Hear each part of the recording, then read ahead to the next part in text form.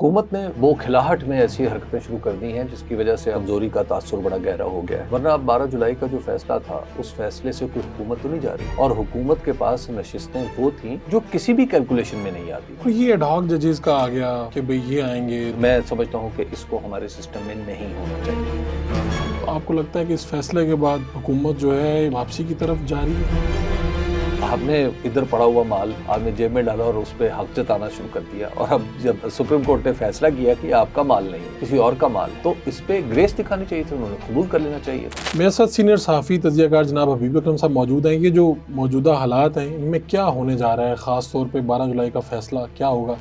حبیب صاحب کیا منظرنامہ ہے اور اس فیصلے کے بعد حکومت کی پوزیشن آپ کو کیا لگتی ہے؟ حکومت نے بوکھلاہٹ میں ایسی حرکتیں شروع کر دی ہیں جس کی وجہ سے اب یہ اس کی کمزوری کا تاثر بڑا گہرا ہو گیا ہے، ورنہ اب 12 جولائی کا جو فیصلہ تھا یعنی سپریم کورٹ کا فیصلہ، اس میں کیا ہے، اس فیصلے سے کوئی حکومت تو نہیں جا رہی تھی، اور حکومت کے پاس نشستیں وہ تھیں جو کسی بھی کیلکولیشن میں نہیں آتی تھی۔ یعنی آپ ذرا تصور کیجئے کہ 8 فروری کو جو الیکشن ہوا تھا، چلیے وہ جیسا بھی ہوا تھا، ایک جب اس کے نتائج تیار ہو گئے، چاہے وہ فارم 47 کے نتیجے میں تیار ہوئے، تو اس سے بھی اضافی نشستیں مل جانا جو کہ نہیں بنتی، جو کہ بنتی نہیں تھی، تو آپ ان کو اپنا مال سمجھنا شروع کر دیں تو یہ تو ایک غلط بات ہے نا، ایک اخلاقی طور پر بھی غلط بات ہے، سیاسی طور پر بھی غلط بات ہے، دستوری طور پر بھی غلط بات ہے کہ ایک سامان گرا ہوا ہے کسی کا آپ کی جیب میں آ گیا تو آپ اس پہ حق جتانے لگ گئے ہیں کہ نیچے یہ میری محنت کی کمائی ہے، ایسا تو نہیں ہو سکتا نا۔ تو لہٰذا اس کا جو ریاکشن دیا ہے گورنمنٹ نے کہ جناب ہم پی ٹی آئی پہ پابندی لگانے جا رہے ہیں، عدالتوں نے ہمارے ساتھ ناانصافی کی ہے، سیاسی فیصلہ، تو یہ ایک سیاسی فیصلہ ہے، تو جب آپ اس طرح کی بوکھلاہٹ میں مبتلا ہو جاتے ہیں تو اس کا مطلب یہ ہے کہ آپ کے اوسان ختم ہو چکے ہیں اور اب آپ کے آخری دن ہیں۔ تو آپ کو لگتا ہے کہ اس فیصلے کے بعد حکومت جو ہے یہ واپسی کی طرف جاری ہے؟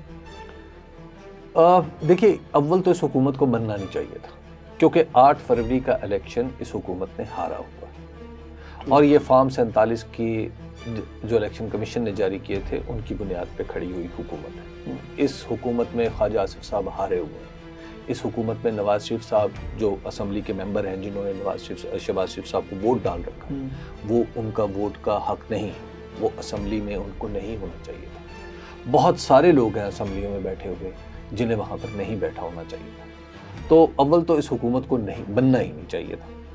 اب یہ حکومت بن گئی تو بننے کے بعد چلیے جو بھی تھا تو آپ تھوڑا گریس دکھائیں، لیکن آپ نے ایک ادھر پڑا ہوا مال آپ نے جیب میں ڈالا اور اس پہ حق جتانا شروع کر دیا، اور اب جب سپریم کورٹ نے فیصلہ کیا کہ آپ کا مال نہیں ہے کسی اور کا مال ہے، تو اس پہ گریس دکھانی چاہیے تھی، انہوں نے قبول کر لینا چاہیے تھا۔ اب اس پہ جو شور مچانا شروع کیا ہے اس کا کیا مطلب ہے؟ اس کا مطلب یہ ہے کہ حکومت نے خود کو کمزور سمجھنا شروع کر دی، اور جب آپ خود کو کمزور سمجھنا شروع کر دیں تو دنیا کی کوئی طاقت آپ کو تقویت نہیں دے سکتی۔ تو آپ کو پاکستان تحریک انصاف پہ پابندی لگانے کا فیصلہ، یہ جو معاملہ ہے، اس سے پہلے بھی سیاسی جماعتوں پہ پابندی وغیرہ لگانا ہے، اس کا کیا اثرات وغیرہ ہوتے ہیں؟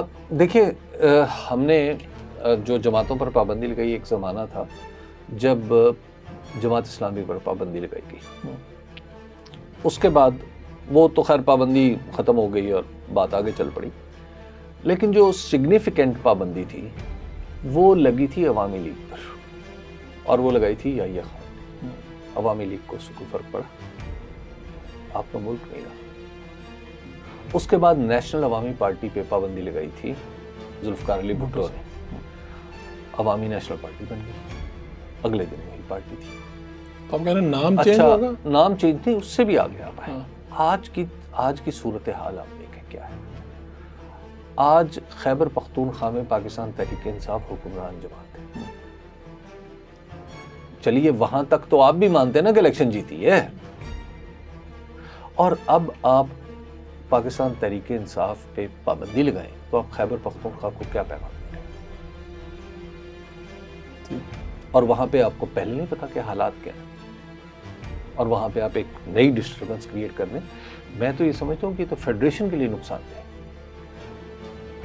اور آپ کو کیا لگتا ہے کہ اگر یہ فیصلہ ہو جاتا ہے تو پھر عدالت میں جائے گا، اس کا کیا نتیجہ؟ جانا ہی عدالت میں، دستور میں اسی طرح لکھا ہوا ہے تو سپریم کورٹ مجھے تو نہیں لگتا کہ اس کو قبول بھی کرے گی، شاید اس مقدمے کو مینٹینیبل بھی سمجھے.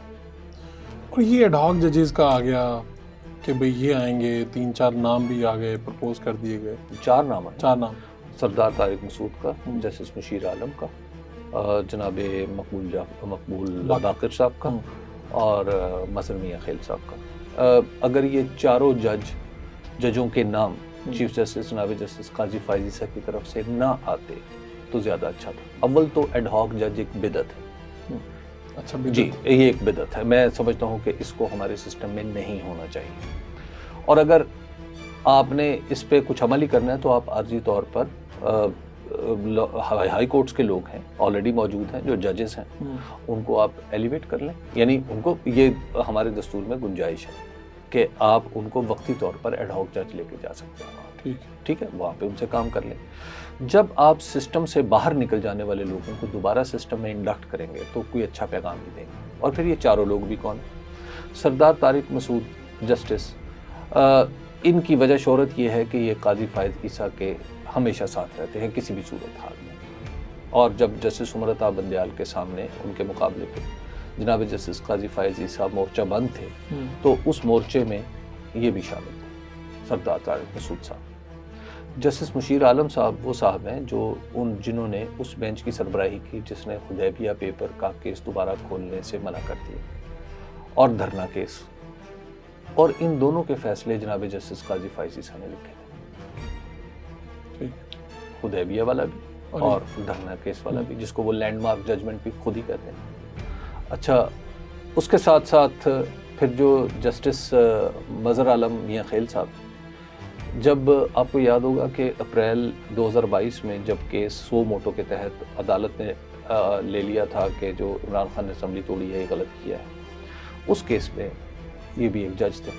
تو انہوں نے فیصلے کے ساتھ جو اپنا اضافی نوٹ لکھا تھا اس میں کہا تھا کہ جناب پارلیمنٹ کو اس بات پہ غور کرنا چاہیے کہ صدر مملکت ڈاکٹر عارف علوی، وزیر اعظم عمران خان، اسپیکر اسد قیصر، ڈپٹی اسپیکر قاسم سوری صاحب اور وزیر قانون فواد چودھری صاحب کے خلاف آرٹیکل 6 کی کارروائی کی جائے. یہ اضافی نوٹ میں انہوں نے فرمایا تھا. اور جسٹس مقبول باقر صاحب، ان کا تو احتساب ہونا، اس کی وجہ یہ ہے کہ وہ نگران وزیر اعلیٰ تھے اور ان کی بالکل وزارت اعلیٰ کے اندر، کراچی کے اندر الیکشن کے اندر دھاندلی ہوئی. اب ایک طرف وہ سپریم کورٹ میں بیٹھے ہوں اور کل کو وہی کیسز ان کے سامنے آئیں، کیا حیثیت رہ جائے گی آپ کے ہاں انصاف کی؟ تو آپ کہہ رہے ہیں کہ اخلاقی طور پہ یہ چاروں کی جو پوزیشن ہے ان کو انڈکٹ کرنا ہی نامناسب؟ بالکل نامناسب ہے، بالکل نامناسب ہے. اور ان کی حیثیت ڈاک ججز کی برابر ہی ہوتی ہے؟ جی برابر ہوتی ہے. یہ 3 سال کے لیے آئیں گے جی، اور برابر ہوگی. تو اسی نظر ثانی کیس میں اگر یہ عین ممکن کہ یہ سارے لوگ بیٹھے ہوں، جی سارے لوگ بیٹھ سکتے اور پھر یہی جو میجورٹی جس طرح سے فیصلہ آیا تناسب، یہ چینج ہو جائے جی اور فیصلہ واپس ہو جائے. مطلب تناسب، مطلب آپ تصور کریں کہ یہ اول ایسا ہوگا نہیں، لیکن آپ اس میں کاریگری تو یہی نظر آتی ہے نا. دیکھیے فاروق، جو عدالتیں ہیں اور سیاسی نظام ہے، یہ ڈنڈے کے زور پہ نہیں چلتا، یہ اخلاقی قوت کے زور پہ چلتا ہے. عدلیہ کی اخلاقی قوت ہے، عدلیہ کی اخلاقی ساکھ ہونی چاہیے تاکہ اس کا فیصلہ سب کے سب لوگ مان لیں. جب عدلیہ کے اندر اس طرح کے لوگ آئیں گے تو پھر آپ کیا سوچیں گے؟ تو اس سے اخلاقی ساکھ ہی پاکستان کی سب سے بڑی عدالت کی ختم ہو جائے گی اس سب کی. جی بالکل. آپ کا بہت بہت شکریہ جناب، آپ نے وقت دیا.